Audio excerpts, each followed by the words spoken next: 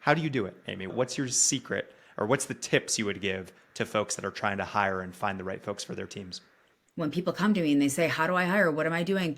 I can't keep people. The people I have, I don't want them. They're not good." All of this went into that pressure cooker, and now the lid's flown off and the steam's everywhere. So I'm sorry to go on that tangent, but I think it's really important to understand this idea of quitting, of entitlement, of when it gets hard, I'm just going to go out and find something different. There will always be something better, but is it better for you? Because there will always be problems. There's no perfection. You find yourself facing a critical challenge, and it's all about the people who drive revenue in your organization. This is truly a make or break factor for your revenue process. The question at hand is this: how do you discover, attract, and keep the top talent that's essential for boosting your revenue? It's like assembling a winning team, but it's not just about hiring. It's about finding those who can truly make a difference and keeping them motivated and engaged. It's a puzzle that can determine the success or failure of your revenue efforts, making it crucial to delve into strategies for acquiring and retaining these invaluable revenue catalysts. Yes, finding these people can be hard, but there is a strategy behind it. Amy Volas is the founder and CEO of Avenue Talent Partners, where she takes the guesswork out of hiring to help SaaS startups grow their businesses by hiring the right revenue leaders. In this episode of the Run Revenue Show, Amy shares how top talent can make or break your revenue goals. Stay tuned throughout the whole episode to hear Amy's secrets behind finding the right people. I'm Kyle Coleman, sales pro turned SVP of marketing at Clary. Run Revenue is the show where revenue pros learn to stop revenue leak, achieve revenue precision, and grow their companies and careers. This is Run Revenue Show with Kyle Coleman. Hello, everybody, and welcome to this episode of the Run Revenue Show. I'm Kyle Coleman, and I am so happy to be joined today by my friend Amy Volas, founder and CEO of Avenue Talent Partners. Amy, how are you doing today? I'm doing so well, Kyle. It's lovely to be here, and I feel like this has been months in the making. So thank you for having me. All right, we are going to talk about your area of expertise, what you've been doing you'll tell us how long you've been doing it here in a moment. It's all about the people. We focus so much on product market fit and we focus so much on sales process and methodology, but revenue critical people is the third pillar, and it's a make or break pillar for your revenue process. And that's what we're going to talk about. How do you find, how do you attract, how do you retain the top talent that drives revenue outcomes? So we'll get there in a moment. But first, Amy, tell us about yourself. Who are you? Where have you been? What are you doing today? Yes. Who am I? I'll start with what I'm doing today. I founded a company called Avenue Talent Partners. It'll be 8 years in October, which is right around the corner. And we're an executive search firm that focuses on helping early stage SaaS founders hire VP plus for sales in CS. So that takes me all the way back to almost 30 years ago, where I started out in enterprise sales. That's my first business love. I grew up in the old school, which I have a sneaking suspicion this is going to come up later in the conversation. But I grew up in the old school of full cycle. And what that meant was I was my own BDR. I was my own solutions consultant. I was my own seller. I was my own account manager, customer success manager, and all the things in and around that for not just new, but expansion and retention. That was a masterclass for me that helped me understand every facet of a customer and why it's important. Why that is important to our conversation is I think I see the world through a little bit of a different lens than some of the folks that have come up maybe through the last 10, 15 years. Through that, I also have been a revenue leader. The sales teams that I was responsible for were that full cycle as well. Got bitten by the startup bug. I've had 2 exits, and I started my first company in 2008. 2008 was 2008. We will leave that right there. That's a whole podcast in and of itself. And I started this 8 years ago and spend a lot of time not just helping founders hire the executives that we hire. I also do strategic advisory. I'm an LP at stage 2. And so the stuff that we're talking about is the stuff that I eat, breathe, sleep, and nerd out about. So thank you so much for having me. I have a lot to say. Buckle up for safety, folks. So thank you. Looking forward to you, Amy, as always, bringing the spice, but bringing honesty. I feel like a lot of these conversations, for some reason, we all nod along to the headlines about, yeah, of course, you need to go out of your way to attract the right talent, all these things. But the double click and triple click and how to actually do that, what to look for, what some red flags are, those are the types of conversations that for some reason are either done in smoke filled rooms under the cover of darkness or aren't had at all. And so you're going to help us shine a light into those dark rooms. Let's start with what you just teed up is your philosophy. You have this experience, individual sales rep, leading teams, and now having been a recruiter for all these years. What is your philosophy and how is it different from maybe some of the more general advice that revenue leaders or executives are used to hearing? So I'm not afraid to challenge. So I think that's one thing that folks aren't used to hearing. But I think the biggest difference is it's taking a step back. So I have the good fortune of seeing the market in many different shapes and sizes. I've been through two downturns. We're going through whatever this thing is, and this weird thing called a pandemic that wasn't a downturn. It was just this weird history that we lived through. And some of the things that are old become new concepts for many folks. If you noticed over the last, let's call it, I don't know, 18 months, there's been a big focus on not just net new or not just inbound or not just some of the metrics that we got used to talking about. You're hearing and seeing a lot around, should I start thinking about outbound? Should I think about my customer retention strategy? That's really important to me. Oh, and by the way, there's this thing called expansion. All of the little bits and pieces to try to think about not just growth, but profitability and sustainability. And all of those things matter. That informs then hiring decisions. And a lot of what has driven the business that I have right now is companies coming to the harsh realization that what got us here isn't going to get us there. And it's a similar theme to conversations I have with investors that if you were to go back into 2021 and who an investor or someone that's hiring someone, let's call it a sales leader, for example, who they might consider an A player is now considered a CC minus player. Wow. What made somebody an A player in 2021 that makes them a C player now? There was a lot of froth and it's a multifaceted problem. One of the things is the ecosystem did this. It's not just one or the other. It's a symptom of what was happening. We created a lot of one trick ponies. So it's not that people are bad. It's that they're unable to adapt to what's happening today. And in the world that we're living in today, it's changing like this so fast. If all you've ever learned or know is the one way to do this, and you had your playbook, and that's the thing, people want frameworks now because frameworks are agile, they're flexible, they're structured, but yet there's the ability to do this at the same time. A playbook is pretty rigid. This is how we do it. This is what it is. These are the considerations, and that's it. And processes and systems aren't necessarily a playbook, they're part of the framework. And I think that's where people get it twisted up a little bit. So if I was a sales leader, let's say, and I grew up doing one particular thing, and everyone around me did that one particular thing, and I rose up through the ranks doing that one particular thing, and I haven't seen or learned the other parts of the business, I am now a one-trick pony. And in 2021, when the market was so frothy, people couldn't get people to do the jobs. And quite frankly, the market was so frothy, you didn't have to be that good to have phenomenal results. And so that A player of, I have had two exits and I have 4x'd my business and I've grown my teams by this much.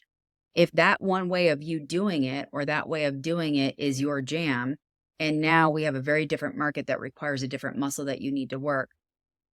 Oftentimes, not every time, but oftentimes those two things are not aligned. And that's where the issue is. It's that what's old is new. So here's the first signal of me bringing back my experience. I'm so grateful that I understand all of it. And it's not just how many times on LinkedIn, Kyle, do you see big postings about outbound doesn't work? Outbound does work. You just have to have the patience, the structure, the wherewithal, and the understanding of how to do that well, and know that you can't air fry an outbound strategy. So We all love an air fryer. It cooks our stuff a lot faster. But if you are looking for the wedding cake, a wedding cake isn't baked in 5 minutes in an air fryer. Wedding cake is outbound. I think it's this understanding of how business works, not just in your one little piece. If you didn't learn, if you didn't know, if you're working with well-intended founders that didn't learn or know, you've got the blind leading the blind, and now that's not working. From an investment perspective, same thing. Lots of froth, not a lot of opportunity. You have to deploy capital. So this company has great metrics, great multipliers. Let's do this thing. And now all of a sudden, this is just a feature-based company that didn't have product market fit. That's a nice to have that's suffering greatly today. That's what we're seeing. Really well said, Amy. To try and summarize here, and maybe I'll get the years somewhat wrong, but I think they're illustrative. Let's call it 2012 through 2021. There was a rising tide that lifted all boats. There was an environment where money was free. A lot of venture capitalists were throwing that money around. They needed to deploy their capital because it's their job. And so you started to see a lot of new startups get born. You started to see growth funds become more popular. And as a result of that, there was basically not a house of cards necessarily, but there was a lot more capital available for allocating toward different technology solutions. And so that rising tide of new companies getting funding, new companies getting large funding rounds, basically created this ecosystem where everybody was buying each other's technology. And the leaders of those companies maybe weren't necessarily the world-class operators that they thought they were. Maybe they were just riding that wave of that low interest rate environment where the capital was cheap and people were making buying decisions left and center. So that created a profile of people whose results possibly outstrip their capabilities or their abilities. Now, fast forward to today, where you need to find people not just with the resume that say, I made XYZ thing happen, but rather you need to assess their abilities. How do you do that? And especially when we're hiring professional salespeople who are pretty dang good at selling and selling themselves, how do you do it, Amy? What's your secret or what's the tips you would give to folks that are trying to hire and find the right folks for their teams? I think we need to share this as well. The other side of the equation is between 2012 and 2021, call it. I'll go with that math that makes sense to me. Between those time periods, there also was this rhetoric, this thing, this trend, this theme that happened from every side of the coin, which is horrible because it's hurt people. It hasn't helped them, meaning a company needs to fill a seat to do the thing that they need to do. What do they have to do? They have to hire. When there is a frothy market and there aren't enough people, it becomes a candidate-driven market. So many people that did not earn. So I look at you, Kyle, and I know I said this before we started recording, and I love what I see.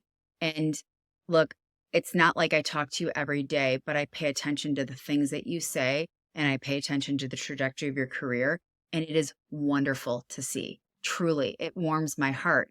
You have honed your craft. You have paid your dues. You have learned what you're doing. You have made mistakes, and you have had experience and exposure to other elements beyond being a BDR where you grew up, right? You can't have your C-level title that you have now if you didn't understand the other elements of the business. You didn't give up. You could have easily, I have to ask you, I'm sure it still happens because regardless of market conditions, excellence creates opportunity. But here's the thing that I have to ask you. When the market was bananas town and everybody was getting all sorts of money and opportunities, how many LinkedIn in-mails do you think you got daily or weekly about, I have this wonderful offer for you. The money is great. The title is here. You can chart your own course. You can be the next thing for the next thing. How many of those did you get, you think? Dozens every week. Here's the thing. We means all of us, perpetuated, but wait, there's more. And we appealed to people's FOMO that created this situation of quitting. And Simon Sinek just did a talk. He sat down with someone in an interview, I should say, and I have loved it because when the time comes, and the time always comes, what goes up goes down, what goes back up, all the things, he nailed it really well when he said, if you have hopped jobs, and I think about enterprise sales where I came from and where I was a leader, if you've hopped jobs every 6 to 9 to 12 months and you're an enterprise, party is just getting started in year one. As a rep, it takes you at least 12 plus months, depending on the complexity, the nuances, all of the different things around enterprise to get fully ramped. So then when you say I was a top leader, I was a top performer, I was a top whatever, you're not taken seriously because there's no way that you could have done what you've done, Kyle. You're not an air fried, easy bake oven cake. You've been there, you've marinated, you've risen, all of the things that it takes. That's the correction that's happening where it's, wait a second.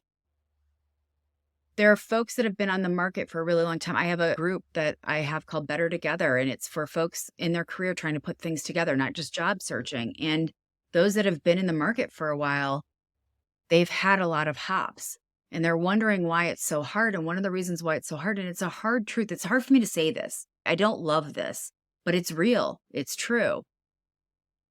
If you've jumped around and you're doing this and you haven't taken a hard look with this in the mirror, as an employer, it's really hard for me to take a shot on you. This is what Simon Sinek was saying, and I agree. When you haven't settled in to really learn, to really hone. And I'm not talking about the companies where it's through COVID and you get laid off, but I'm talking about in perpetuity your career. VCs, employers, the candidates themselves, the shiniest objects were, let me dangle a carrot and let me jump. And if you're only jumping for that, if it doesn't get you better than where you are or greater today, you're in that sort of flywheel or that hamster wheel of making bad decisions. And that is a big part of what we're seeing now, where when people come to me and they say, how do I hire? What am I doing? I can't keep people. The people I have, I don't want them. They're not good. All of this went into that pressure cooker, and now the lid's flown off and the steam's everywhere. So I'm sorry to go on that tangent, but I think it's really important to understand this idea of quitting, of entitlement, of when it gets hard, I'm just going to go out and find something different. There will always be something better, but is it better for you? Because there will always be problems. There's no perfection. It's that. I love that, Amy. I love so much about that. And something that I've been thinking a lot about, and you just hit it there in that last closing salvo, where a lot of folks believe, and I think believed, past tense, that their profile would be defined by the success they had when times were good. And that is not how this works. You are defined by the success you have when times are bad, and your ability to stick with it and find a solution, fight through the mud, and prove that you're going to be a valuable asset in any time. An employer is looking at your background and they see you jumping from job to job. What that's telling them is that you're always on the lookout for the grass being greener somewhere else, and the undertone there is things were probably hard at your company and you were not willing to put in the sweat equity to figure out a way to make it work. And maybe that's not true. And maybe you have some sort of rationale or explanation or whatever it is, but outside looking in, it's absolutely a red flag these days. And people and hiring managers certainly want to know that they're going to bring somebody on who's there, who's there for the hard stuff, who can be a thought partner in figuring things out, who's not going to just run at the first sign of there being some difficulty or something like that. So is that a fair summary, Amy? Absolutely. It's like what you're talking about also is what our buyers are going through and our customers are going through. And part of that is, wait a second, the tides have turned a bit and things are a lot harder. And the decisions I make are under such a big microscope and the pressure is on. Just like we've seen a shift in people make purchasing decisions, and all of a sudden now the CFO is involved and now it takes longer and now there are more people involved and the budgets are shrinking and all the things that we're hearing and talking about. The same is true for hiring managers. It's interesting because I've had this big aha moment and I'm actually writing a book about it. Sales and hiring are not dissimilar. The main reasons why a buyer engages and takes action and then sticks around is you can solve 7 different things to help them. Most people talk about problems. They just care about the problems. Can you help them solve a problem? Everyone's talking about problems. That's great, but there's 6 other reasons. And if you don't know those, you're leaving a lot of opportunity behind. One of those reasons is you can help somebody reduce or remove risk. So if all of a sudden you have a quick trigger finger to peace out when it gets hard, I can't make a bet on that because you are risky. And it's hard for me to say because everybody has talent. Everybody brings something to the table. The human condition is a real thing. But then there's the real side of business. And I don't love this rhetoric online about us versus them, employers versus talent. It's not always that. Certainly in some circumstances, sure. But here's the thing. It's 2 people coming together, 2 parties coming together. Decisions between 2 consenting adults, by the way. Even if you're just getting started out, you're an adult. The thing about business is to do it well, for me to keep you employed, for me to be able to write you a check because there's enough money in the bank, we have to continue to do business. And when I make a bet on who I bring in, because I agree with you, the problems, whether you're a big company or small company, they all come from 3 places: people, process, and the ability to execute or deliver. Those 3 buckets. If your people side is off, then the other things are off. If your process is off, then your people are off. It correlates together. But if you draw a line in the sand and you're like, it's not my fault, or I don't know, or it's your fault, or it's Kyle Coleman's fault over there because he's in marketing and marketing sucks, or whatever it might be, you have a part of the story. And that's a lot of the work that I do behind the scenes for founders and the executives that I work with. If you've gotten it wrong, if they've mishired, what's your part of the story? And if all I hear is blame, I'm probably not the gal for you. I'm going to let you get involved in that because you'll just make the same mistake over and over again. So piecing this together now, Amy, you mentioned, again, I'm an executive. I'm looking to hire a VP of sales or a CRO. Some of your guidance has been find somebody who understands the full scope and full breadth of what that role is. A VP of sales and especially a CRO, it's not just about new business. It's not just about growth at all costs. It's about, of course, yes, you need to land those new logos, but you also need to retain and expand. And that's a critical part that gets really underserved. So the profile of person you bring on has to have, at the very least, an understanding of the importance of that function and how to run those functions, and hopefully some experience running those functions. So that was point 1 you made. Point 2 is somebody who's reliable, somebody who's not just going to job hop at the first sign of struggle or the first sign of uncertainty or whatever it may be. What else would you add to the list of this kind of profile that you're building to inform your senior hires? So 1, use a scorecard. Before any of this, use a scorecard, because if you're not clear, so many people, when I ask them, your job description, where'd you get it from? Did you create it from scratch for this role? 9 times out of 10, the answer is no. They either got it online from their competitor and made some tweaks, or it's one that they dug up from the archives from a long time ago. And this looks good. And but wait a second. If you're using that, especially if you have an applicant tracking system and you're using that to filter people out, do you know how many people you filtered out that could be wonderful for the role? First of all, it's about getting clear. I call it Windex clear. I have an obsession with a Windex bottle. I need to look clearly through a window. How can you do that if it's not clear? Windex is great for that. Anyway, I don't have a deal with SC Johnson for anybody that wants to know.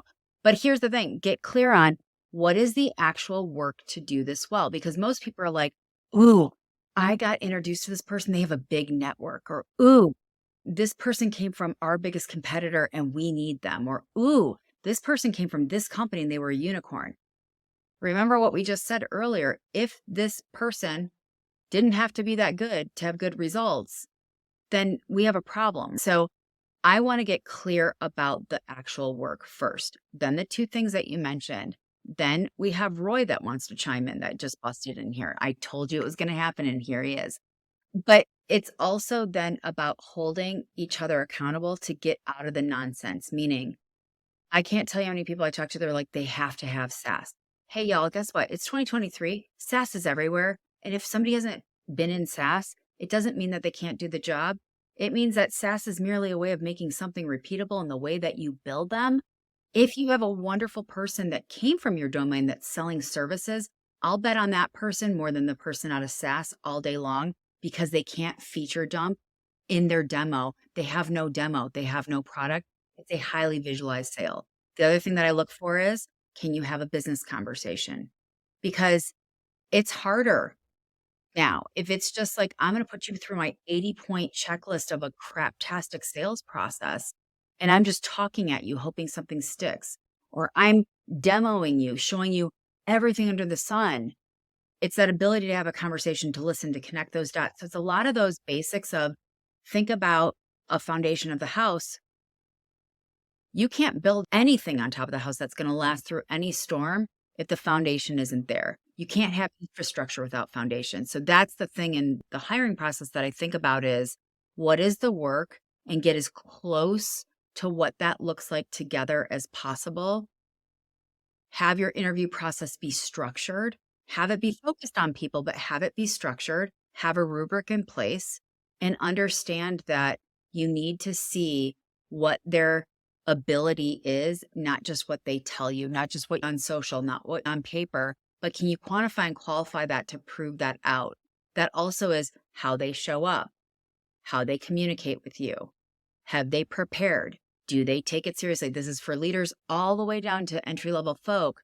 When I take it seriously, when I'm in tune, I show it very differently than when I'm window shopping. Love that, Amy. Thank you so much. I'm going to put words in your mouth and maybe they'll be useful. We'll find out in a moment here. It sounds like you're saying there's this instinct that a lot of hiring managers have and a lot of executives have to make life easier for themselves. And the instinct they have is to lean on these sort of fake qualifiers. Do they have SaaS experience? Do they have an MBA from some top tier school? Things that you can just screen out, quote unquote, on a resume in order to reduce the size of your stack, your resume stack. But those fake qualifiers are not nearly as useful or as powerful as the real qualifiers around, how do they show up? Can they hold meaningful business conversations? How are they going to be a cross-functional thought leader inside my business, a true leader inside my business that's not just deep in their own function, but has breadth across the other executive functions? It sounds like you're saying hiring is hard and you need to invest the time both upfront in defining really clearly what you're looking for and why, and then throughout the process to make sure that you are being as thoughtful and comprehensive with the things that actually matter in your candidates. And those things are often not little check boxes that you'll see or won't see on a resume, but rather things that you'll uncover through the course of a conversation. Did I capture that correctly? You did. Hiring's not an experiment. And if you feel like it is, then you need help. Then it's bigger than you. And by the way, if you didn't know how to hire well in a frothy market, you're not going to know how to hire well in this market. And one of the things that I think happens, and I've seen this, I look for patterns and themes, and I've noticed this specifically in a lot of conversations I've had with a lot of people behind the scenes that are hiring or looking or considering. Both parties get so focused on the outcome that they miss all the context. So it's, I have to hire, I need to hire, I want to hire. Or the person's, I need a job, I want a job, I want this job. And you're just looking for what you want to see. And you miss all this other stuff. And by the way, you find what you look for. If all you're looking for is what's wrong, you're going to find it. If all you look for is what's right, you're going to find it. But this is why I like that scorecard for both sides. What's important to you? And can you confirm or deny together that is the case? Because alignment equals retention. That's where that blossoms. One of the things that I think makes it tricky is there are 50 different shades of gray plus with go-to-market roles. You have outbound, you have inbound, you have inside, you have outside, you have enterprise. And by the way, there's a big argument about what enterprise is, and I'm going to solve that argument right now. Doing a small little baby deal inside of a global organization is not enterprise. It means that you have a small deal in a big company. That doesn't mean that you spin up an enterprise sales team. Do you understand these things? And then are you hiring the right people to do the work on the sales team, the right leader that's going to inspire, motivate, performance manage, forecast, all of the things that need to happen inside of that? That's what I mean by getting clear on that work. So yes, you captured it. And if we're just focusing on, here's what I want to do, we're missing all the context to make sure that I actually can do that. So if I want to hire, great. Do you have all the context about how to do that? The answer for many companies is they don't. They're just like, oh, I need to hire an AE. And then they go and they look and they do some keyword matching. Great, this is an AE. And then you get into this conversation. It's this person's, I went to President's Club. I did this, I did that. And now you're hearing with your happy ears, they can be great here. There's no quantification or qualification of the how. And the one thing that I look for is when you know exactly what you've done, you can have a conversation like you and I can because you know it like the back of your hand. I don't have notes. I've been making notes as you said things. I'm like, oh, that's good. I need to think about that. But it's one of those things where it's how you show up in the conversation and that confidence, and it's not BS to not just be able to say the thing, but you can go wide and deep and quantify and qualify. I guarantee you, Kyle, if I said, hey, give me the highlight reel of how you went from a BDR to a CMO in 20 seconds or less, you could do this like that because you did it. I love that, Amy, digging into how people got results, not just the fact that they got the results, but really understanding how they did it. And if the answer you get are just top level, not super interesting, more headline oriented things, and they're not willing to actually take you into the process, it's probably because they don't understand the process. And if they don't understand it, it's not repeatable and they're not going to be able to make it happen for your business. It's an interesting way of thinking about it. And a pro tip, if you're interviewing, you just nailed one thing that people miss. So great. You told me that you went to President's Club and you came in and you're a builder. Everyone wants to talk about builder. Here's a pro tip question. What part of the process were you responsible for? And walk me through how you did it from cradle to grave. Love that. I'm curious to get your take on this, Amy, because we talked about the real qualifiers for candidates, the fake qualifiers for candidates. One of the things that I hear a lot from executives, especially CEOs, is they'll say they need a certain profile for the stage of company they're in. We're a $10 million company now. We have aspirations to be 50 million in 2 years, whatever it is. I need a builder who's seen the movie before, who knows what that looks like. Or we're pre-IPO, we're on a path to IPO now. I need somebody who's seen that movie before and can help us achieve that next leg of the race. Is that a real qualifier that really matters, or is that sort of a lazy way of thinking about the profile you need? I used to be one of those people that would scream that from the mountaintops. And so I'm going to walk back previous statements because, like anything, you iterate, you evolve, you learn, and you grow. Stage matters, and it also doesn't matter at the same time. And what I mean by that, I don't like to just say it depends. I'm going to give you a dependency here. The thing about it is, I know plenty of companies that bootstrapped before they got that A round or before they got that 10 million, and they have really well-established teams. That work looks different. So I'm going to go back and be redundant. It's about the work. If you're pre-IPO, okay, awesome. What infrastructure is in place?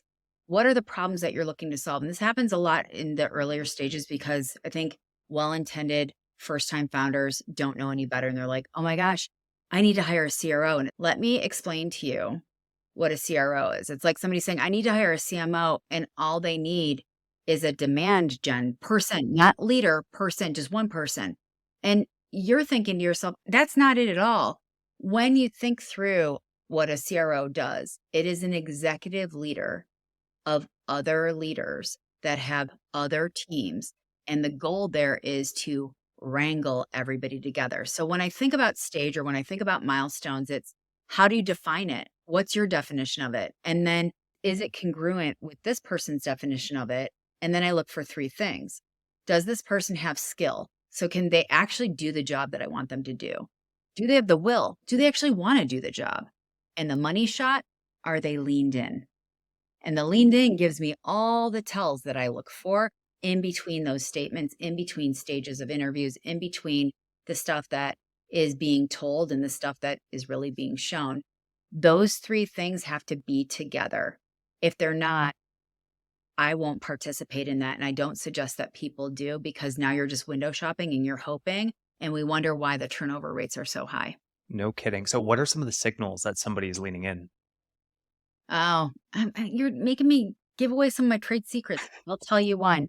So I'm assuming in your hiring process, Kyle, you ask, depending on what the role is, somebody to do something for you. I look at the lean in factor thereof. If I say, I would like you to present to me X, Y, and Z to help me understand how you forecast. And the person's great, got it. And you give me some data with that. And they don't ask one question. They just say, great, thanks, got it. They've made a lot of assumptions. Now think about if we're working together and I say I have a project and they say, great, got it. And they don't got it because they didn't ask. How are we going to collaborate together? And by the way, this forecast isn't just about sales. It also has to do with marketing. It also has to do with customer success. It also has to do with product.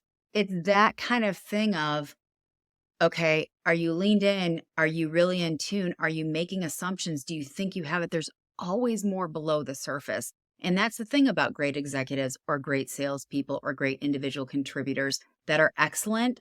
And remember, excellence creates opportunities. You're thinking broadly, not just about your assignment. And when you do that, you stand out. That's magnetic. So that's one of the tells. The other tell is if I'm listening to you and it's like pulling teeth and you are unwilling to answer or you start getting sheepish, that's one thing. Or you tell me I will have this to you by this date and there's no communication. I have to follow through with you. It's those kinds of things that have nothing to do with how you answered my interview question. And quite frankly, I don't love behavioral interviewing. I like practical interviewing of what is it that we're trying to do together. And then I look for the behaviors that tell me everything that I need to know.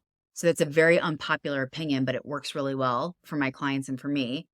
But the thing is, it's so easy in this digital age. It's so easy with generative AI to be able to doop, doop, boop, boop, look at prompts and be able to come looking very well prepared and smart. I have to pressure test those things. I have to look for your body language. I have to look for, are you in tune with the conversation? So notice how you and I are talking, and I did this for a second. It wasn't that I wasn't paying attention. I literally wrote down what you said, and what I wrote down was hard times define success. Like I was like, yes, I love that. I'm in tune with the conversation. I can't fake that I heard you. You saw me take that note. I'm showing you. Instead of being like, yeah, so let me window shop this thing. How much is the money? How much is the equity? I got 3 other offers. If you want me, sold to the highest bidder in 6 months, and then I'll ask you for the job again. It's like there's such a difference there, and you can't fake care. You can't fake intentionality. That's the lean in. Love that answer, Amy. I could not possibly agree more. We got to get a little spicy. We've talked a lot about how executives are evaluating their candidates, and we should go the other way around too. So we'll ask this question both ways. Top deal breakers you've seen, like if I'm an executive looking at a candidate, you just mentioned a couple of the things I should be screening for, but are there any like deal breakers that are really top of mind for you that you're seeing all the time that are maybe hidden red flags that are less obvious, but maybe fall into that more the how we're going to be working together sort of realm? How can I screen for that? And what should I be on the lookout for? Not listening. That's one. 2, this is a big deal breaker. You want to get spicy? We're going to get spicy, Kyle. We're into it. Executives, this one's for you. Or enterprise sellers, this one's for you. You have an interview, it goes really well. The executive that you report to loves you. You've done such a good job. They're drooling over you. And then you meet somebody that's below you or is adjacent to you, or doesn't really seem like they matter much to you. They're not a decision maker. You show up ill-prepared. You have an ego. You're talking at them. You can't be bothered. The one deal breaker was a person that canceled the interview with their marketing counterpart because they were too busy and they were about to go on vacation. What do you think that said? They thought they had it in the bag because the founder said, I love you. You're exactly what they need. So then their ego, what?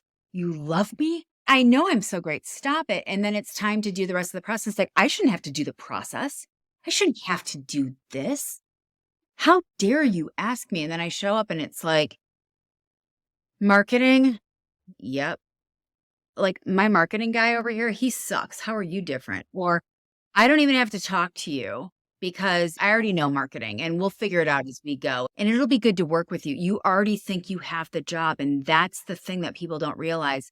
Every email, every call, every Zoom, every meeting, you are being evaluated. Even if somebody tells you, even if me tells you, this is to see vibe, they're still evaluating you on, do I want to work with this person? Can I work with this person? And does this person have the competency to help me? Oh, and by the way, can I put them in front of the rest of my executive team, potentially my board, potentially my customer? Every single step. So the more you go on, the more you start feeling comfortable. Make no mistake, you're still under the microscope. And the deal isn't done till it's done, just like in sales.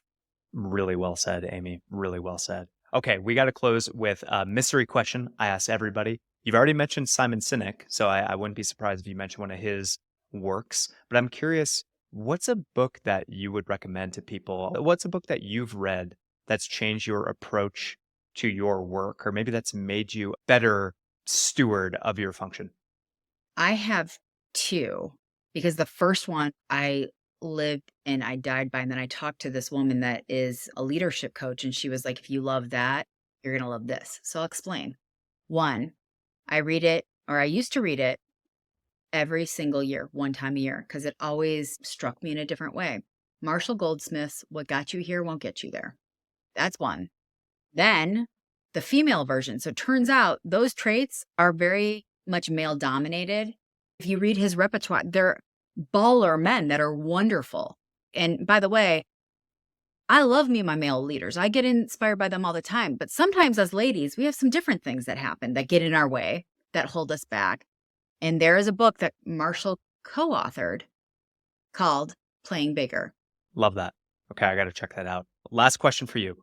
Where can people go to learn more about you, to learn more about Avenue Talent Partners? You mentioned you're working on a book. That's super exciting. How can we learn more about Amy? Thank you. I tend to use the same voice.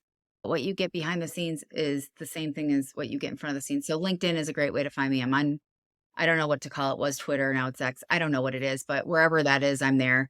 And then avenuetalentpartners.com. The book is coming out in 2024, and I'm just finishing my manuscript now, and it's to help early stage founders avoid some of the common pitfalls that they make between sales, hiring, and how to choose differently. So thank you for the support on that. I'm excited. I'm super accessible. You can find me in any of those places and so many more. Kyle, thank you. I hope this was helpful. Amy, it's been an absolute pleasure. Once you're on your book tour, we look forward to having you back here and we can unpack the key themes of the book, which I'm sure will have major resonance with what we talked about today. So, Amy Volas, founder, CEO of Avenue Talent Partners, thank you so much for the time. Oh my gosh, you're welcome. Kyle Coleman, amazing C-level extraordinaire, honing the mess out of his craft and showing others how to do it. Thank you. This was a treat. I really appreciate it. Thank you. You're the best. Right back at you. Don't let what you heard today go to waste. Take 2 minutes to download today's checklist to get your priorities in line for the week. You can find that linked in our show notes. And if you liked what you heard, make sure you give us a 5-star rating and leave a review. We'll be back next Monday with more to help you win your week.